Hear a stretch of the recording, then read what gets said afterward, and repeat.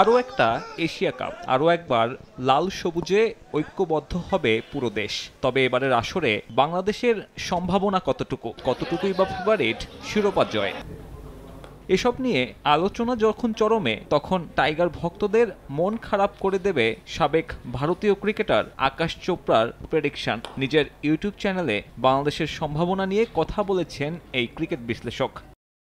সম্ভাবনার তো শেষ নেই, তবে সত্যিটা বললে ওদের কাজই বাদ পড়া। যদিও টি-20-তে কাউকে আগে বাদ দেওয়া উচিত নয়, তবে আমার ধারণা ওরা আটকে যাবে। আফগানিস্তান আর শ্রীলঙ্কা এই গ্রুপ থেকে উঠে আসবে, তাই বলা যায় বাংলাদেশের গল্প গ্রুপ পর্বেই শেষ হবে।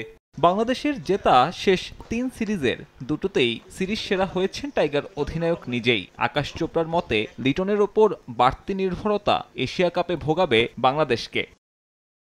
দুর্বলতার কথা বললে ওরা অনেক বেশি নির্ভরশীল লিটন কুমার দাসের উপর। লিটনের সামর্থ্য আছে, তবে তার অর্জন কম। সামর্থ্যের কিছুই এখনো প্রমাণ করতে পারেননি। সে এখন অধিনায়কও, তাই দল তার দিকেই তাকিয়ে থাকবে। তবে একটু বেশি প্রত্যাশা থাকে।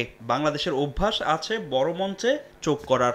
এই ফরম্যাটে টাইগারদের মাথা ব্যথার নাম স্ট্রাইক রেট। শেষ এক বছরে 150-র ওপর স্ট্রাইক রেটে ব্যাট করা একমাত্র ক্রিকেটার পারভেজ ইমন। 2 নম্বরে থাকা শামীম খেলেছেন 147 স্ট্রাইক রেটে। বাকিরা আধুনিক ক্রিকেটের সঙ্গে মানিয়ে নিতে ব্যর্থ। শেষ এক বছরে দলীয় সংগ্রহ 200 পার করেছে একবার, সেটাও সংযুক্ত আরব আমিরাতের বিপক্ষে। আর এটাই দল হিসেবে এশিয়া কাপে বাংলাদেশকে পিছিয়ে দিচ্ছে বলে মত সাবেক এই ভারতীয়র।